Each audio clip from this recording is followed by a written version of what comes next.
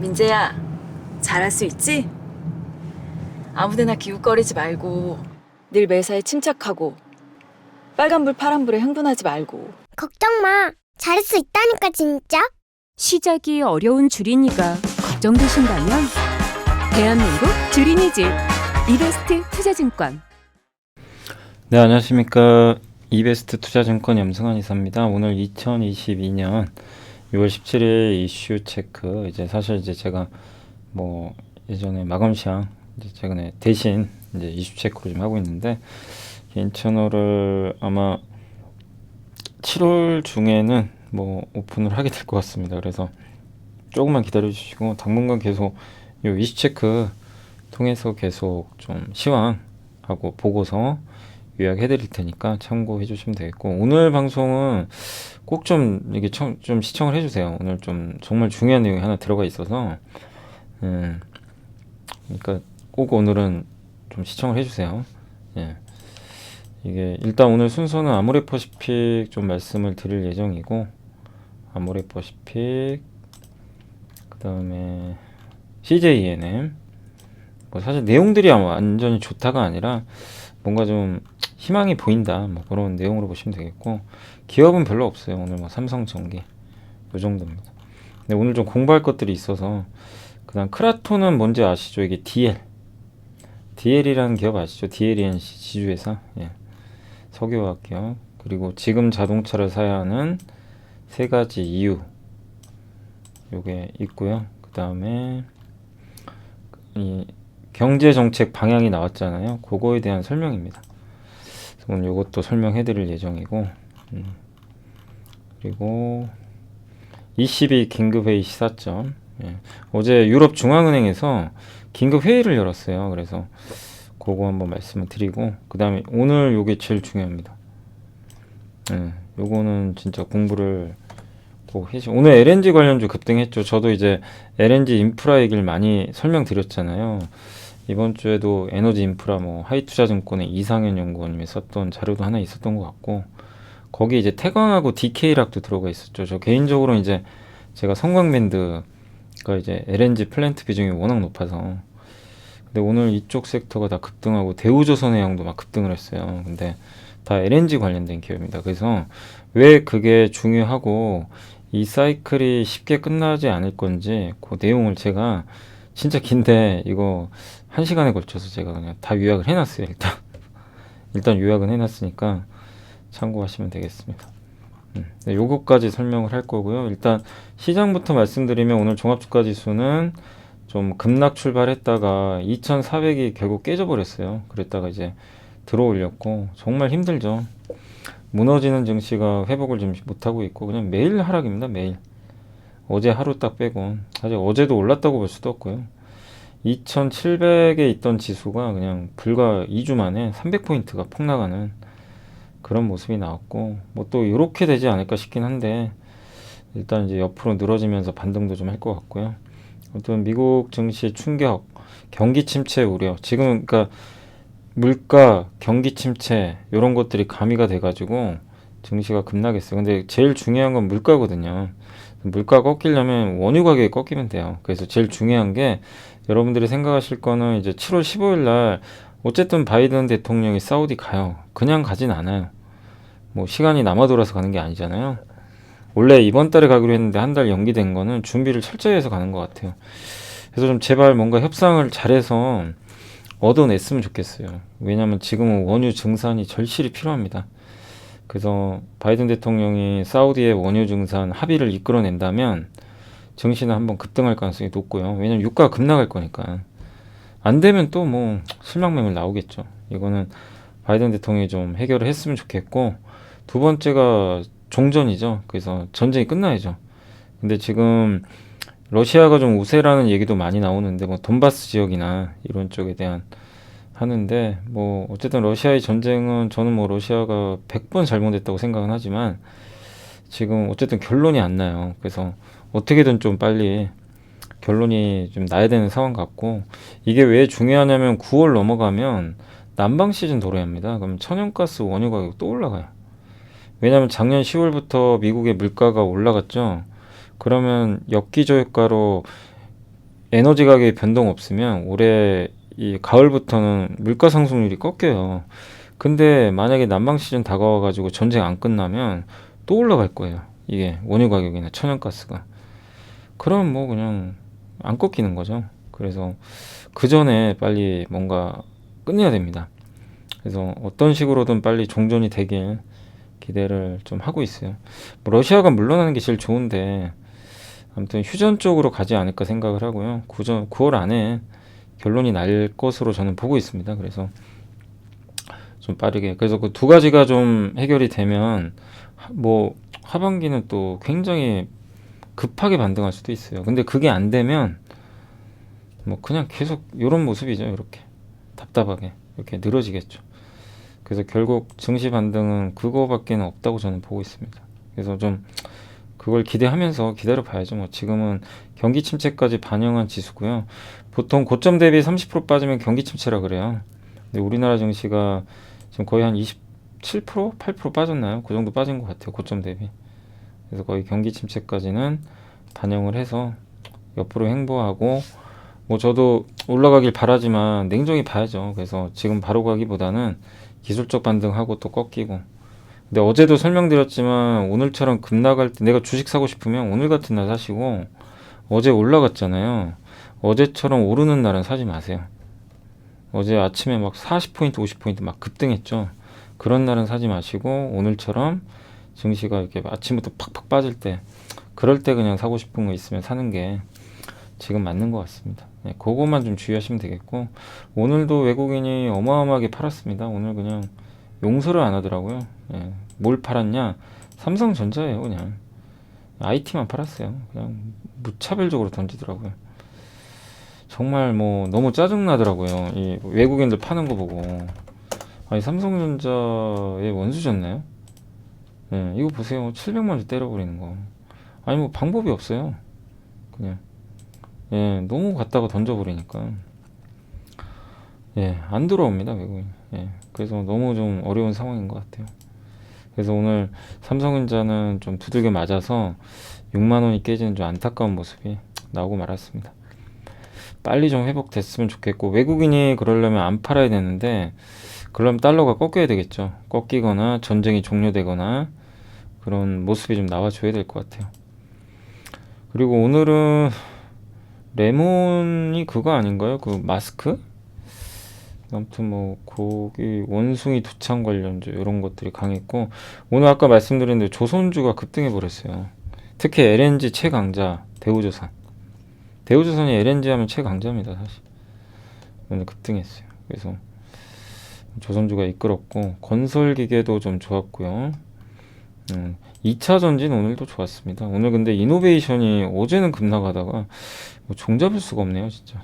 하루 만에 또 급등하고 조선기자재가 오늘 진짜 좋았어요. 성광밴드 그죠? 태광도 올라갔고 저는 이제 개인적으로 왜 성광밴드 제가 좀 이거는 뭐 추천은 제가 절대 못하니까 선호를 왜 하냐면 태광은 그 자회사가 하나 있어요. 제가 알기로 2차전지 장비인가 아마 있을 거예요. 그거를 따로 상장할 거라고 하더라고요. 그래서 순수한 업체는 피팅 쪽은 저는 성광밴드가 있는 것 같아서 좀 더 낫지 않을까 뭐 그런 얘기고 태광도 좋죠. 태광, DK라 이런 기업들 다 괜찮은데 그래도 요게 좀 가장 무난하지 않나 그런 생각이 듭니다. 근데 우리가 공부는 해봤지만 세 개 다 공부해보세요. 성광밴드, DK라 또 뭐 있죠? 그 태광 이 세 개 다 뭐 우량한 기업들이니까 공부 한번 꼭 해보시면 좋겠고 그리고 전선주도 이제 인프라 관련해서 오늘 좀 올랐고요. 정유주는 이제 오늘 아무래도 이노베이션이 올라갔던 것 같습니다. 근데 이게 오늘은 정유로 갔다고 보긴 좀 어렵고 왜냐면 SOE를 안 갔잖아요. 오늘 혼자 그냥 특별한 뉴스는 없었거든요. 예. 그리고 2차전지 소부장 여전히 좋고 공작기계 겨울 카지노가 오늘 좀 올랐네요. 토비스가 올랐고 풍력도 좋았고 원전주도 반등했습니다. LNG주가 오늘 좀 좋았고요.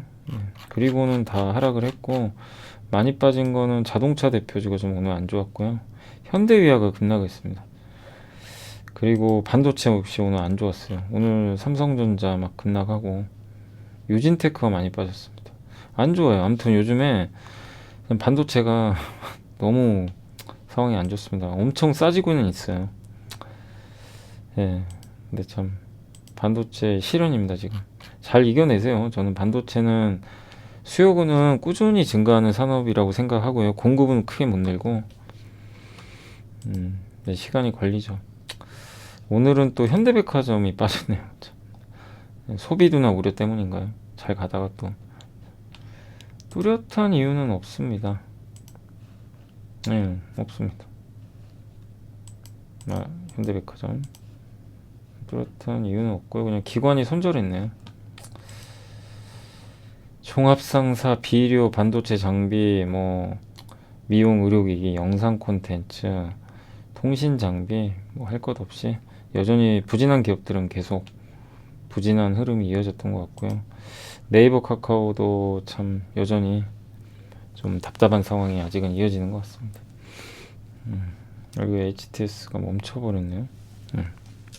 아무튼 오늘 시장은 뭐 끊어져 버렸네요. 어쨌든 이제 오늘 국내 주식시장은 선방은 했다. 그러나 삼성전자나 반도체 부진이 장기화되고 있어서 지수의 본격적인 상승은 시간이 걸리고 아까 제가 말씀드린 대로 그 중동 이슈랑 그 사우디 그다음에 러시아 요 전쟁 요 리스크 둘 중에 하나라도 해결이 되면 증시는 아무튼 급하게 오를 수 있다. 그래서 그걸 기다려 보자고요. 그래서 1차 변곡점은 7월로 보고 있습니다. 7월 15일이니까 뭐 한 달 정도 남았어요. 그때까지는 잘 좀 이겨내야 되겠습니다. 여기가 바닥이길 저도 바라는데 뭐 섣불리 바닥이라고 뭐 얘기를 너무 하기 어려운 게요. 그냥 망가져 버리니까 뭐 여기 바닥인 줄 알았더니 더 빠지고 이러니 누가 뭐 바닥이라고 함부로 얘기를 하겠어요. 저도 너무 조심스럽지만 분명한 건 과매도 상태 맞고 비싸지 않는다는 거죠. 예. 그래서 너무 공포심 갖지 마시고 끝까지 좀 이겨내주시면 좋을 것 같습니다. 네. 자, 아무튼 그렇고요. 자, 오늘 이제 본론으로 들어가서 오늘 보고서 좀 보여드릴게요. 빠르게 좀 말씀드릴게요. 오늘 아모레 퍼시픽 같은 경우 신한에서 나온 보고서 목표주가 23만 원이고요. 모두 다 악재는 알고 있다. 그런 내용입니다. 예, 모두가 이제 악재를 알고 있으니까. 그리고 리오프닝 수혜주죠. 예, 수혜주고 6월로 갈수록 회복 기조가 좀 높아지고 있다고 합니다. 예. 그리고 5월부터 상해 지역 내 물류센터가 정상적으로 운영되고 있고 면세는 지금 트래픽이 많이 감소했어요. 면세는 안 좋아요. 그래서 면세와 전자상거래 매출이 부진해서 2분기도 뭐 그렇게 좋은 전망을 할 수는 없는 것 같습니다. 예. 그리고 국내외 매장 효율화, 인건비 등. 근데 여기서 좀 관건은 비용은 많이 줄이고 있어요. 경영 비용은 많이 감축하고 있습니다. 이 부분은 긍정적이죠. 예, 그래서 마진은 올라가고 있어요. 그리고 앞으로도 제일 중요한 게 무조건 설화수예요. 요게 중국에서 어쨌든 LG생건이 지금 안 좋은 게 후가 잘 안 나가요. 근데 이제 지금 여전히 설화수는 괜찮다고 하더라고요. 근데 이게 꺾이면 못 가죠.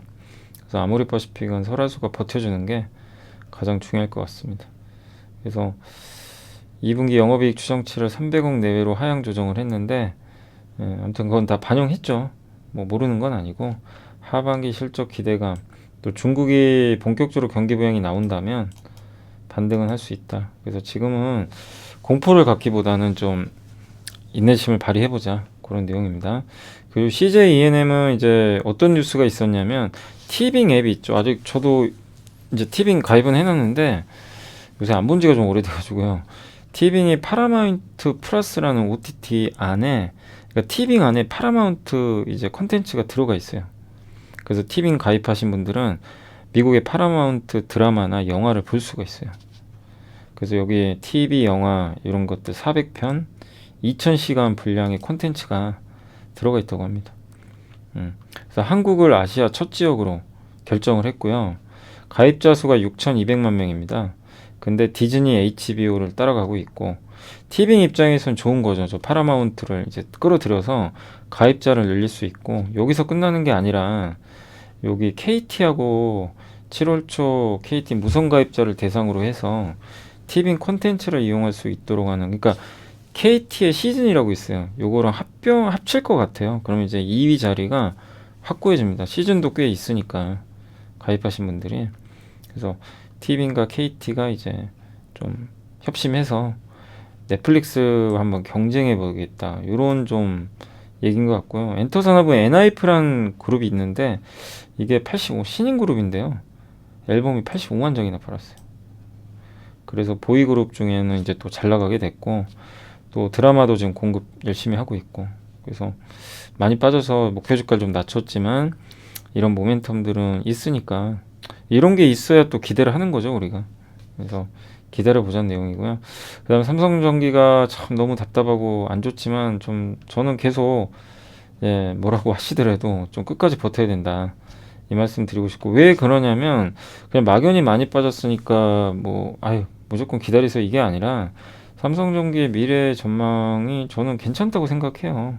다만 지금 반도체 삼성전자도 그렇고 모든 스마트폰이나 중국 이슈 이런 것들이 지금 수요를 꺾어버렸잖아요. 그러니까 당연히 안 좋죠. 거기 들어가는 부품을 만들잖아요.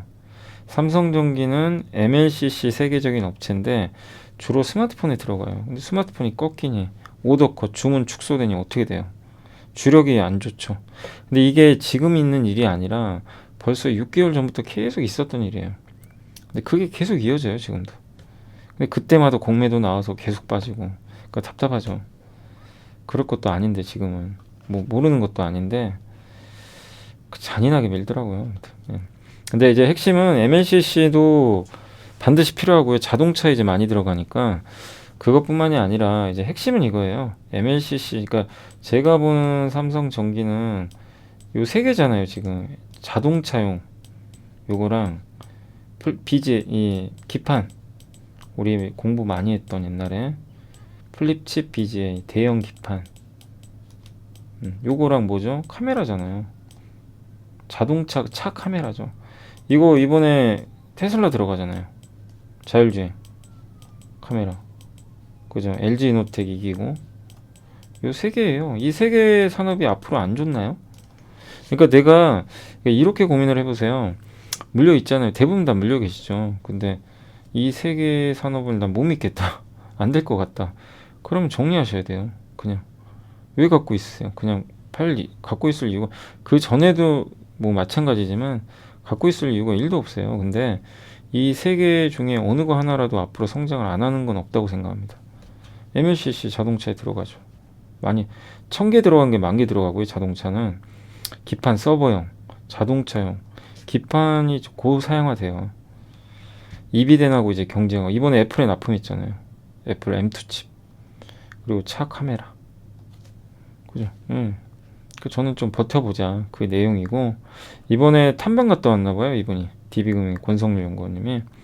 그래서 그 삼성전기 세종하고 부산에 공장이 있다고 합니다. 기판 공장. 그래서 지금 회로기 패턴이 복잡하고 면적과 층수도 늘어날 수밖에 없고 기술 고도화로 제조 난이도도 높아지고 있는데 이걸 만들 수 있는 업체는 몇 개 없어요. 이게 핵심입니다.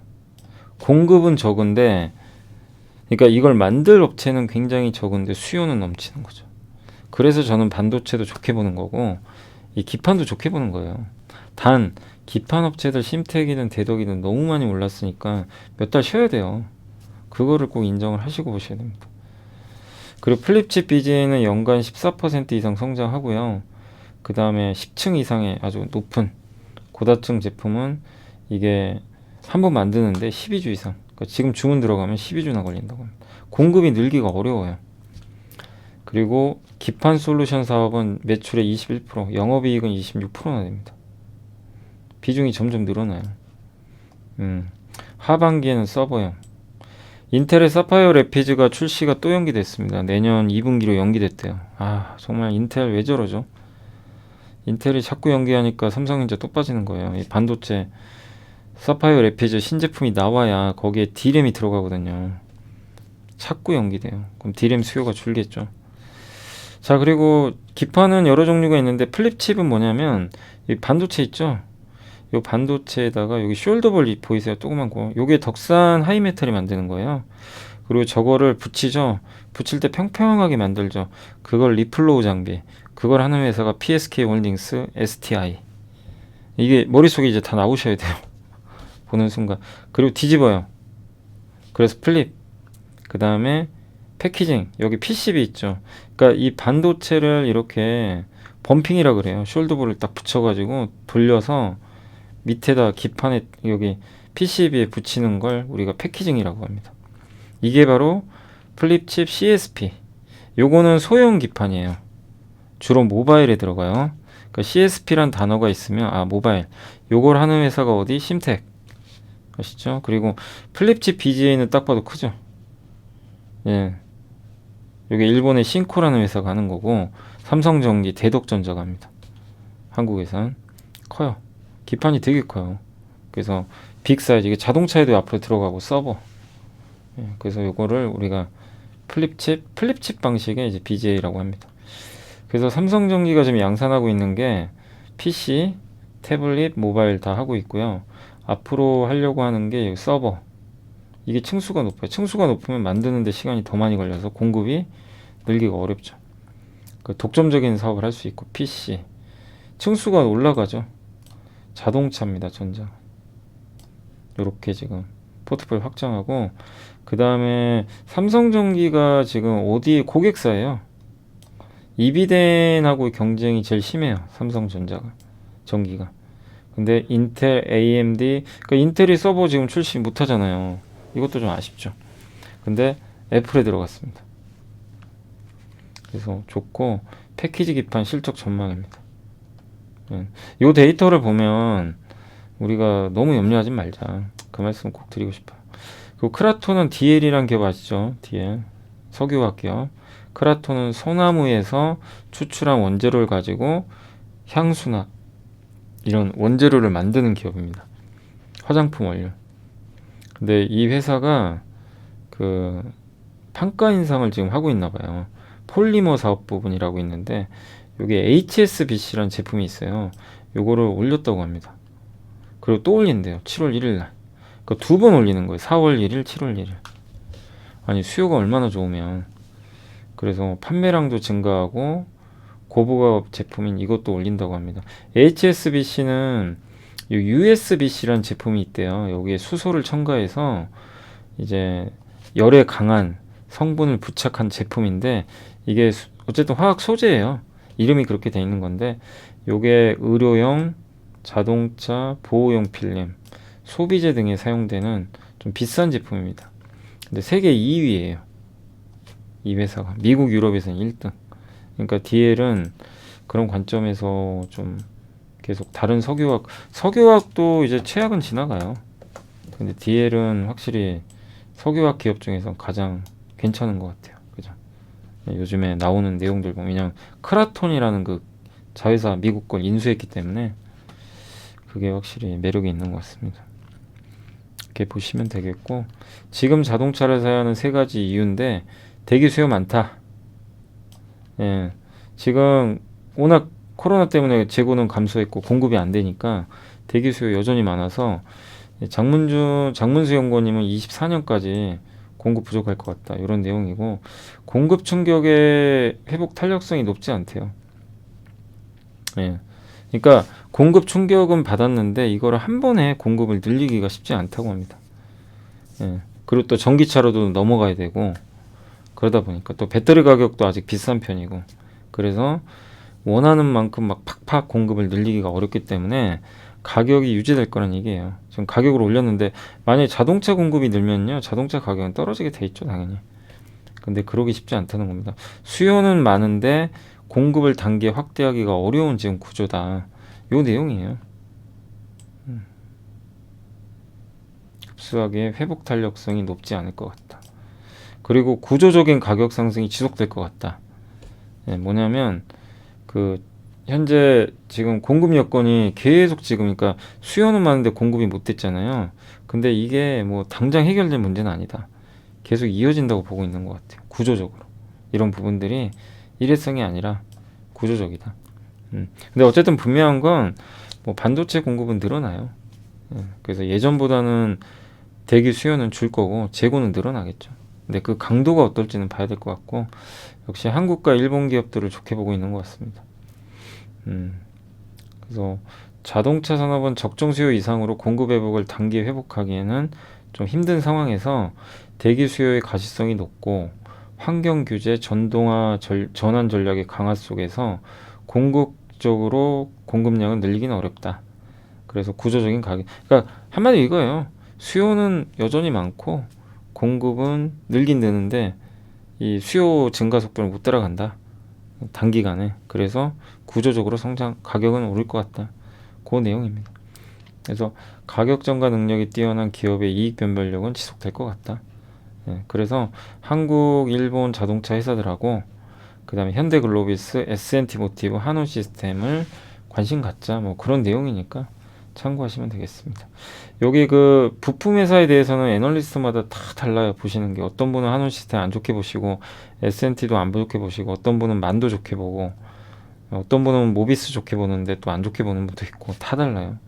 근데 분명한 건 이제 좋아지죠. 당연히 부품 회사는 그동안 차 생산이 잘 안 됐기 때문에 이제는 차 생산 늘어나니까 좋아지는 그림으로 보시면 되겠고 그 다음에 이제 정부 정책 이건 꼭 공부하셔야 돼요.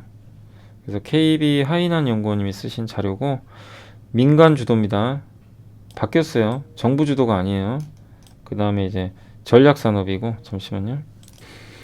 그리고 이제 민간 주도고요. 그 다음에 전략 산업을 지원한다. 그래서 이제 어쨌든 규제 혁파, 그냥 규제를 줄이겠다는 거예요. 규제를 완화하겠다. 요게 이제 핵심 내용이고 그 다음에 이제 앞으로 좀 주목하셔야 될 게 잠시만요. 자, 그래서 이제 세금 관련 내용은 법인세 최고 세율 인하가 들어갔고요. 배당에 대한 조세 체계 개선. 이거 둘 다 이제 기업들한테는 긍정적인데 다만 민주당이 합의를 해줘야 돼요. 법인세를 낮추는 건. 근데 이게 어떻게 될지 모르겠지만 아까 기사 보니까 쉽진 않을 것 같긴 한데 아무튼 법인세 최고 세율을 인하하는 건 국회 통과가 있어야 되니까 한 번에 되긴 좀 어려울 것 같고 만약에 근데 법인세 최고 세율이 낮아지면 내년도 기업들 이익은 증가해요. 순이익이. 근데 그만큼을 투자를 하거나 배당이나 자사주를 해주면 좋죠. 그러니까 주주분들한테 나쁠 건 없어요. 주식 관점에서. 그리고 두 번째가 뭐냐면은 이게 좀 어려울 수 있는데 배당에 대한 조세 체계. 그러니까 쉽게 설명드리면 일반 회사나 지주회사가 자기 자회사 있잖아요. 그러니까 뭐 예를 들면 SK가 뭐 그냥 간단해요. SK가 SK텔레콤을 갖고 있잖아요. SK텔레콤한테 배당을 받죠. 지주사는 배당을 받잖아요. 자회사로부터. 그러면 뭐 그게 1,000억이 들어왔다. 1,000억이 들어오면은 그 기업마다 좀 다른 것 같은데 배당금 입금 불산임률이라 그래가지고 저게 만약에 100%다. 불산임률이 그럼 1,000억이 배당 수익이잖아요. 이 배당 수익 저게 100%면 저걸 이익으로 인정을 안 해요. 그러면 세금 안 내도 되죠.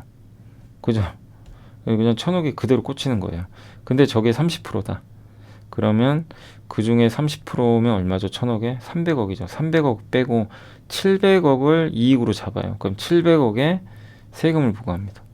그게 불산임률이에요. 그러니까 배당 소득에 대해서 얼마만큼 인정을 안 할 거냐. 그 유리해요. 이제 이걸 올린대요. 올리면 좋은 거죠.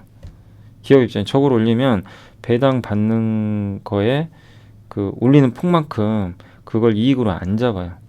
아셨죠? 그러니까 한마디로 100억인데 100억을 내가 배당으로 받는데 입금 불산임률이 100%면 이익을 0으로 잡아요. 그냥 이익을 0으로. 그럼 세금 안 내요. 30%면 30억을 이익으로 잡는 거죠. 그죠? 네. 아니 그 30%면 이제 100억 중에 그 딱 30억만 이제 그 제외하고 나머지 70억을 이익으로 잡는 거예요. 아셨죠? 근데 70%다. 그러면은 70%를 인정을 안 해요. 이익으로 인정 안 하고 나머지 30%만 이익으로. 그러니까 저게 이게 높으면 높을수록 좋은 거예요. 이거를 올린다고 합니다. 그래서 이걸 올리면 배당을 자회사로부터 많이 받는 기업들은 어쨌든 어떻게 됩니까? 그러면 예, 세금을 그만큼 적게 내게 되겠죠. 그래서 지주한 회사한테 좋은 거고요. 이것만 있는 게 아니라 국내 법인이 해외 자회사로부터 배당금을 잡을 때 해외에서 꽂히죠. 그것도 불산이 반다고 합니다. 이익으로 인정 안 하겠다는 겁니다. 인정 안 하면 세금 안 내도 되거든요. 이익에서 법인세를 내잖아요. 그거를 안 내도 되는 거예요. 그래서 특히 해외 자회사 많은 기업들한테도 수혜가 예상됩니다. 대표적인 게 SK 같은 기업이죠. 어떤 건지 아시겠죠? 그런 내용이고, 그 다음에 기술 투자 인센티브 줍니다. 그래서 우리 한국의 대기업은 6에서 10% 그러니까 반도체, 백신, 배터리 이런 전략 산업에 투자를 하잖아요. 공장을 딱 지어요.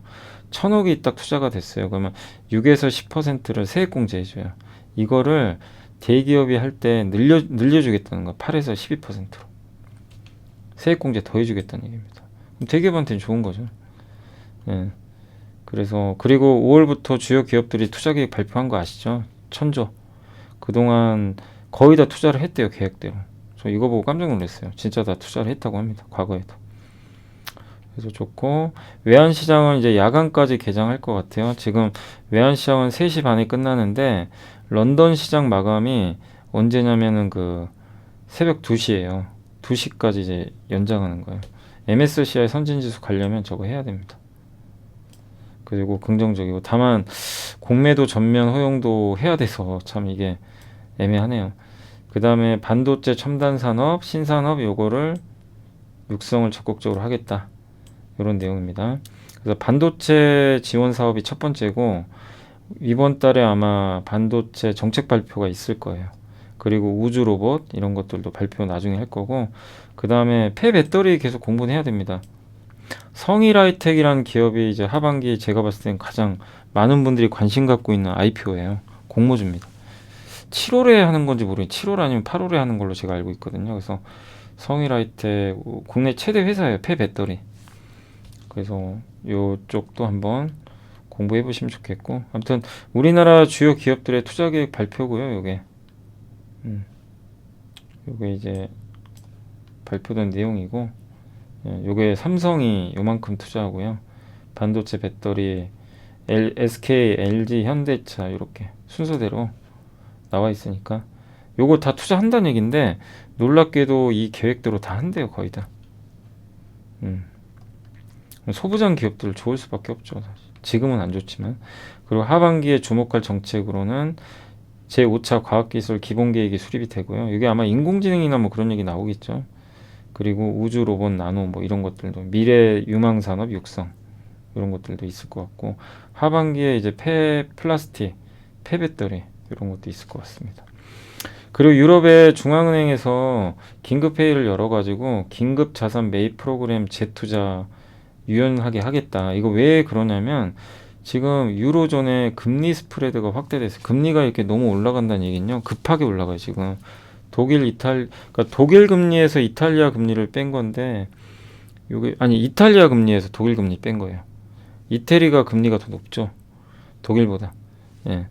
왜냐면 이제 이태리의 등급이 더 낮으니까. 그래서 등급이 낮으면 금리가 더 높아요.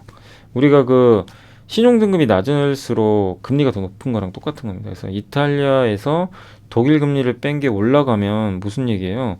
이탈리아 금리가 급등한다는 얘기잖아요. 요게 요랬다가 갑자기 요즘에 요렇게 올라갔어요. 이태리 금리에서 독일 금리 뺐더니 이태리에 뭔가 문제가 생긴 거예요, 지금.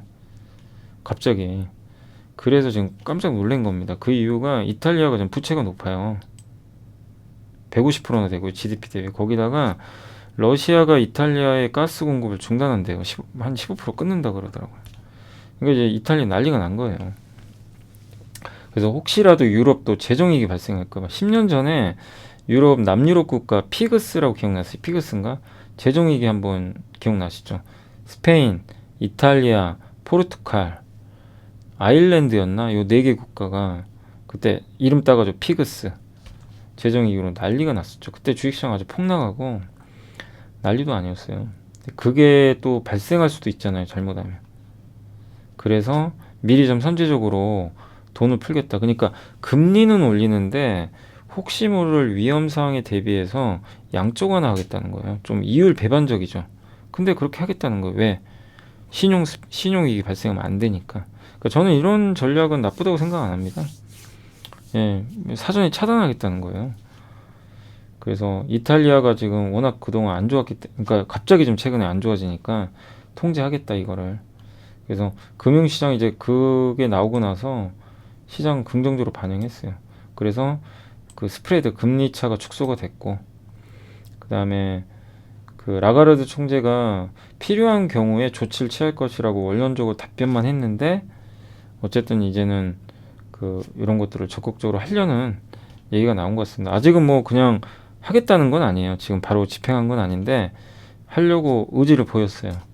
그래서 아마 그 이탈리아가 좀 위험해지면 바로 자금 투입을 하지 않을까. 그래서 잘 봐야 됩니다. 이게 이탈리아가 만약에 또 잘못되면 글로벌 증시에 또 충격받을 수 있어요. 그러니까 지금 작년부터 올해 계속 발이 꼬여요. 뭐 하나 해결되면 또 발목 잡고, 해결되면 발목 잡고, 그죠? 그게 이제 뭐죠?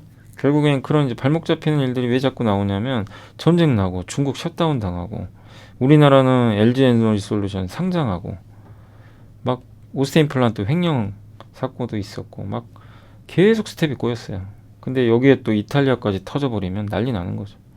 그러니까 이거는 ECB가 지금 잘하고 있다, 저는 그렇게 생각합니다. 그러니까 한번 주목은 하셔야 돼요. 유로존의 금융시장 리스크가 될 수도 있기 때문에 이 유럽의 이런 금리 스프레드, 금리차 이것도 철저하게 뭐 보고서들은 나오겠지만 잘 체크해야 될 것 같습니다. 자, 오늘 이제 마지막 보고서고 이게 제일 중요합니다. 예, 왜냐하면 저도 이제 한참 읽어봤는데 뭐 저도 제가 그동안 좀 공부했던 내용하고 비슷해요. 근데 그걸 한 번 더 정리해서 좋았고 간단히 설명드릴게요. 미국 주도 LNG 확산이 에너지 시장을 바꾸다. 그러니까 지금 LNG 산업이 2년 동안 그동안 풍력 발전이 유럽에 잘 안 된 거 아시죠? 바람이 안 불어가지고 전력 수요는 많은데, 예, 거기다 전쟁 나가지고 유럽이 천연가스 수입을 줄였어요. 러시아. 그러다 보니까 뭔가로 대체를 해야 돼요. 그래서 어쨌든 천연가스는 수요는 늘어납니다. 근데 천연가스 공급이 주는데 수요는 더 늘고, 그죠? 이런 변화가 좀 발생했어요. 근데 그러니까 천연가스 중에서 이제 LNG에 주목하자는 겁니다. LNG. 근데 실제로 지금 유럽에서 지난 2년 동안 전쟁 전부터도요, LNG를 실제로 수입을 많이 했대요. 전쟁 나기 전에도. 그래서 미국과 아프리카 쪽에서. 그래서 테슬라가 전기차로 전환 촉진한 것처럼 뭐 테슬라급인지는 잘 모르겠지만 LNG 시장에서 큰 기회가 생길 것 같다고 보고 있는 것 같고, LNG는 저도 많이 설명을 해드렸죠. 천연가스가 영하 162도로 냉각되면 무색의 액체가 되고 독성이 없어요. 부피가 600분의 1로 줄어들어요. 그래서 배송할 수 있어요. 천연가스는 부피가 너무 커서 배송이 안 돼요. 배로 못 실어요. 불가능합니다. 그래서 천연가스는 파이프 있죠? PNG라고 하는데 파이프라인으로 쏴서 보내주는 거예요. 운송할 수가 없어요. 근데 LNG는 운송할 수 있어. 그러니까 이게 왜 중요하냐면 미국에 있는 천연가스를 유럽으로 보내야 되잖아요. 가스관으로 보낼 수 있어요? 대서양 횡단해가지고. 자, 여기 미국이 있고 여기 대서양 있잖아요. 가스관으로 보낼 수 있습니까? 러시아는 바로 옆에 있으니까 독일에 쏴버려요. 노드스트림 파이프라인으로. 못해요. 그래서 선박 배 있죠? 배 LNG 선박에 실어가지고 일로 보내는 겁니다. 그래서 LNG가 필요한 거예요. 그걸 꼭 이해하세요. 그리고 천연가스가 전체 에너지의 29%인데 그 안에서 LNG는 사실 12%밖에 안 돼요. 왜? 비용이 너무 많이 드니까 이거. 냉각하고 운반하는데 비용 많이 드니까 주력은 아니었어요. 근데 이제는 주력이 된다는 거죠. 아까 말씀드린 그런 요인들 때문에. 그래서 연평균 6.8% 성장을 했고요. 앞으로 더 성장할 것 같고, 그리고 천연가스는 제일 깨끗합니다. 화석연료 중에서는 가장 깨끗합니다. 그래서 동북아시아 국가들이 많이 수입을 하죠. 우리나라는 LNG 수입해다 쓰잖아요. 어디서? 호주랑 카타르에서. 예. 유럽도 최근 LNG 수입이 급격히 증가하고, 유럽은 미국에서. 그리고 LNG 사용할 때 3대 필수 인프라가요. 액화 수출하는 그 터미널이 있어야 되고 배에서 이제 바다다가 배로 실어 날라야 될 거 아니에요. 그리고 그 배에서 LNG로 온 거를 다시 기체 상태로 바꿔줘야죠. 그래서 가스관 통해서 뿌려줘야 됩니다. 내륙으로. 그래서 그거를 기화, 액체를 다시 기체로 만드는 거. 제기화 터미널, 그리고 LNG선. 이 세 개예요. 액화 수출 터미널, 제기화 터미널, LNG선. 근데 이게 돈이 너무 많이 들어가고요. 그래서 천연가스 생산지가 만약에, 그러니까 바다에도 천연가스가 생산이 되잖아요. 그런 경우에는 해상에서 그냥 액화를 해버린대요. 그 설비를 FLNG, 바다에서 바로 LNG를 만드는 거예요. 그리고 이게 어쨌든 저 LNG를 육상에서 터미널 들어가서 그 기체로 바꿔야지 가스로 보낼 거 아니에요. 기체로 만드는 걸 기화라 그랬죠. 근데 육상에서 하면은 비용과 시간이 많이 드니까 해상에서 하는 게 있어요. 선박으로. 이게 바로 FSRU라고 합니다. FSRU는 특이하게, 저도 이거 잘 몰랐거든요. FSRU가 뭔지는 알았는데 LNG 선박 개조하는 건지는 잘 몰랐어요. 근데 LNG 선박, 중고 LNG 선박을 개조해서 만든대요. 아셨죠? 그리고 LNG는 투자금이 매우 크고 비용도, 이게 FSRU 척당 비용이 3억 달러 됩니다. FSRU를 하는 회사가, 주로 하는 회사가 현대중공으로 알고 있습니다. 아무튼 막대한 인프라가 필요하고, 수출은 카타르, 호주, 미국이 중심이고 수입은 한중일, 인도, 대만, 유럽이다. 이렇게 돼 있고, LNG 시장의 장기 성장은 여전하고요. 유럽이 풍력 발전이 잘 안 되고 안보 문제 때문에 수입을 중단하면서 LNG 수입, 그러니까 천연가스, 그래서 러시아 문제 때문에 급증을 했고, 미국이 대부분 담당하죠. 그리고 유럽은 이제 이 LNG 수입을 하려면 터미널이 있어야 되니까 터미널 투자를 많이 할 거예요. 독일은 없어요, 터미널이. 그래서 여기 터미널 투자합니다. 그리고 북미 LNG 수출 인프라 투자 확대할 것 같고요. 미국이 LNG 인프라 투자를 제일 많이 해요. 예, 매장량도 많은데 밸류체인도 투자를 굉장히 많이 해놨어요. 그러니까 LNG 인프라 최대 강국은 미국입니다. 그래서 제가 이제 성강밴드를 주목하는 게 미국 비중이 높아요. 북미 저 LNG 비중이. 유럽은 LNG 수입 인프라 투자 확대하고, 어쨌든 유럽은 LNG를요 받잖아요. 받은 다음에 이걸 기체로 바꿔서 공급을 해야 될 거 아니에요. 이게 부족하대요. 기화 시설이. 그래서 FSRU 수요가 늘지 않을까. 왜냐하면 육상에서 하면은 돈도 시간도 많이 드니까 해상에서 저걸 기화시키는, 저게 더 낫겠죠. 그래서 지금 유럽에서 이 터미널이 18개인데 전 세계 46개에 비해서는 진짜 많은 거죠. 유럽이면 18개니까. 근데 러시아 천연가스를 대체하려면 30개가 필요하대요. 앞으로도. 그러니까 여기 투자가 많이 들어갈 것 같고, LNG선에 좋죠. 그러면 중고 LNG선을 개조하니까 중고 LNG선이 줄겠죠. 그러면 LNG 선박가격이 올라가요. 예, 운임도 올라가고. 그래서 LNG 업황에도 좋은 거죠. 그리고 플렉스 LNG라는 회사가 있대요. 이 회사가 LNG 운반선 운영하는 기업인데, 여기 CEO가 뭐라고 했냐면 전 세계 조선소 슬롯이 다 찼대요. 25년까지. 이게 거짓말이 아니에요. 그죠? 우리나라죠. 지금 주문해도 26년에 받는데요. 그러니까 조선사가 갑이에요. 그리고 아프리카와 아시아도 이제 투자를 많이 하고, 여기서 패스트 LNG라고 있는데, 여기 FLNG는 아까 배웠죠. 바다에서 LNG 하는 거. 근데 요거는 패스트 LNG는 중고 LNG 선하고 플랫폼들을 이렇게 엮어가지고 LNG로 만드는 겁니다. 해상에서. 그러니까 FSRU는 액체인 LNG를 기체로 바꿔주는 역할을 하는 거고, 터미널. 요 패스트 LNG는 LNG로, 기체를 LNG로 바꾸는 거예요. 액체로. 그런 내용이에요. 근데 이게 있으면 LNG 그 생산 시간을 단축하고요. 50% 이상 단축한다고 합니다. 그래서 천연가스 시장 아무튼 2030년까지 좋다. 이게 맞는지는 저도 잘 모르겠습니다. 예, 아무튼 적어도 단기적으로는 내년 봄까지도 가격 안 꺾일 것 같다. 이런 내용이고, 자, 여기 그래프 보시면 주요 지역별 LNG 수입량인데 여기 보면 여기 아시아예요. 주황색이. 요 밑에가 유럽. 그죠? 유럽이 급격히 늘었죠. 2019년부터. 보이시죠? 아시아는 원래 많았고요. 이게 LNG 밸류 체인이에요. 바다, 이게 온쇼가 육상, 바다. 그래서 거기서 가스를 캐요.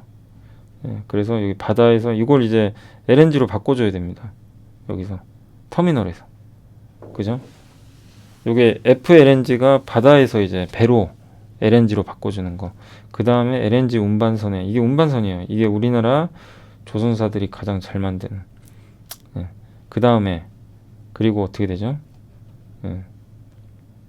그리고 나서 여기 이제 싣고 가서 FSRU 기억나시죠? 여기서 가스로 바꿔줘야 됩니다. 그 다음에 육상으로 파이프라인 통해서 보내줘야 돼요. 각 가정. 우리 그래서 도시가스 받잖아요. 그거예요. 요런 경로로 오는 거예요. 이해되세요? 예. 그렇게 생각하시면 됩니다. 아무튼 요게 가스를 채취하고 육상에서 LNG 만들고, 요거는 배에서 LNG 만들고, LNG 운반선에 실어서 보내고, 그 다음에 배에서 다시 액체로 바꾸고, 기체로 바꾸고, 예. 그리고 나서 육상으로 뿌려준다. 가스관 통해서. 요게 밸류체인이고, 미국의 천연가스 파이프라인이고요. 셰일 에너지 지역입니다. 요런 데서, 요런 항구 있죠, 터미널. 여기로 이제 보내가지고, 여기서. 근데 여기에 이런 그래서 제가 세아제강 지주도 좋게 봤던 게, 이런 데 다 관관 필요할 거 아니에요. 이거 파이프 다 연결해야 될 거 아니에요. 여기로, 그리고 LNG 터미널로 보낼 때, STS, 스테인레스 관관을 사용해야 돼요. 얼려야 되니까, 162도로. 그래서 세아제강 지주 같은 회사가 수혜주죠. 현대제철도 그렇고. 예, 다 연결돼 있어요. 그런 쪽에. 그리고 LNG 선박 가격 지금 엄청나게 오르고 있죠. 이번에 2억 4천만 달러까지 찍었고, 그 다음에 아까 말씀드린 패스트 LNG입니다. 이게 연결돼 있는 거예요. 이런 배들이. 단축하고. 그래서 투자 시사점 뭐냐면, LNG가 에너지 시장에서 차지하는 비중이 커질 거고, 이건 뭐 여러분도 아실 거예요. 그래서 미국도 적극적이고, 그다음 이건 이머징입니다. 이머징 국가들 중심으로 한 LNG 생태계도 빠르게 성장하고 있고, 천연가스가 이제 주력이 되는 거죠, 한마디로. 그리고 수소 생태계와도 연관되고, 수소는 태양광 풍력과 함께 같이 발전할 것 같다. 그래서 LNG 시장의 확산은 과거 값싼 화석, 그러니까 LNG는 비싸요. 싼 거 아니에요. 석탄이 싼 거고 좀 비싸죠. LNG는 그 바꾸는 비용하고 운송비가 비싸요. 그런데도 안 쓸 수 없다는 거죠. 그래서 LNG 확대는 투자자들에게 새로운 투자 기회를 제공할 것 같다. 그래서 이런 여기 인프라 관련된 기업들을 투자해보자. 이 보고서에는 미국계만 나와 있어요. 미국 담당하시는 분이라. 근데 이게 우리나라에도 연결이 되니까 오늘 한번 너무 중요한 내용 같아서 꼭 소개를 해드렸습니다. 그래서 조선사 뭐 아까 그러니까 우리 한국으로 치면 피팅, 태광, 성광밴드, DK라, 또 LNG 선박 기자재인 한국카본, 동성화인텍, 세진중공업 이런 기업들, 또 거기다가 LNG 선박 만드는 대우조선, 현대중공업, 한국조선해양 이런 기업들, 뭐 삼성중공업까지 조선사들 다 장기적으로는 이게 진짜 사실이라면 빅사이클이 올 수밖에 없는 거죠. 그래서 국내 조선사들도 재평가 필요하다. 얼마 전에 대우조선해양이 카타르 에너지 수주 받은 거 아시죠? 현대중공업 같이. 그래서 어쨌든 대우는 실적이 워낙 지금 안 좋아가지고 투자하기가 좀 부담스럽긴 하죠. 기자재가 괜찮아요. 조선 기자재로 하시는 게. 아까 말씀드린 뭐 피팅, 그리고 아무튼 피팅 업체, 조선 기자재, 그 다음 관관 업체, 파이프 이런 것들까지 다 연결돼 있으니까 다시 한번 공부해 보시고, 이게 이런 게 이제 흔히 말하는 큰 사이클이잖아요. 그러니까 전기차, 배터리 뭐 이런 것도 있고, 근데 여기에 대해서 한번 공부를 철저히 한번 하셔가지고 대응을 하시면 좋을 것 같습니다. 뭐 제가 이해되시죠? 그래도 제가 좀 어려운 내용 어쨌든 최대한 쉽게 한번 정리해드렸으니까 주말에 한번 다시 한번 공부하시면서 대응해 주시면 감사하겠습니다. 자, 이번 한 주 정말 최악이었고 너무 힘든 점 고생 진짜 많이 하셨고요. 예, 힘들 내시고 저도 기운 내겠습니다. 우리 뭐 잘 이겨내자고요. 서로 잘 버텨야죠. 지금은 힘들더라도. 그래서 한 주간 진짜 고생하셨고 저는 다음 주 월요일 날 다시 뵙도록 하겠습니다. 그리고 제가 이제 채널을 만들 텐데 제목을 제가 연불리와 함께라는 채널로 하려고 해요. 근데 한번 의견 있으시면 댓글 적어주시면 감사하겠습니다. 채널 이름 뭐 연불리 TV도 회사에서도 얘기가 나왔는데 제가 생각하기에는 연불리와 함께가 가장 좀 나은 것 같아서 좀 그렇게 할까 고민 중입니다. 그리고 한 분이 예전에 제가 그 이트렌드 방송 나갔잖아요. 거기로 보내주셨더라고요, 편지를. 그래서 스마일님이세요. 그래서 제가 이제 받은 지는 좀 됐는데 뭐 다시 한번 좀 그 인형도 이렇게 만들어 주셔가지고 너무 감사드리고, 안녕하세요. 연불리 유튜브를 시청하면서 주식을 시작하게 된 팬입니다. 여미사님의 부드러운 설명 듣고 주식도 그럴 줄 알았는데 정말 만만치가 않네요. 오늘도 여미사님 프로 시청하고 감사하다라는 생각을 했습니다. 저는 아직 초초초 주린이로서 수업료도 안 내고 그냥 듣는 것이 너무 죄송스러워 초라하지만 마음을 담아 이제 그 마네키네꼬라고 하더라고요. 마네키네꼬를 만들어 보냅니다. 오른손을 들면 금전을 부르게. 이게 고양이 같더라고요. 예. 항상 건강하시길 기원하고 언젠간 뵙고 식사 대접이라도 할 수 있는 행운이 오면 좋겠네요. 제 유튜브 닉네임은 스마일입니다. 매일 좋아요로 인사드리겠습니다. 감사합니다. 저도 너무 감사드립니다. 예. 그래서 너무 좀 감사드리고, 그리고 나중에 이제 제가 개인 채널도 오픈하면 저희 회사에서 그 강연회도 할 거예요. 이렇게 분기나 뭐 반기에 한 번 정도 할 테니까 그때 또 많이 참석해 주시면 감사하겠습니다. 아무튼 정말 어렵지만 예, 이겨내야죠. 아무튼 오늘 너무 수고하셨고 주말 잘 보내시면 감사하겠습니다. 감사합니다. 손이 진짜 많이 가니까요. 뭐 아무나 막 주워 먹지. 감정 조절도 안 되지. 뒤를 따라서 우리를 몰려가지. No, no, no, no, no. It's really hard. 해외 시장이 어려운 주린이가 걱정되신다면 대한민국 주린이 집 이베스트 투자증권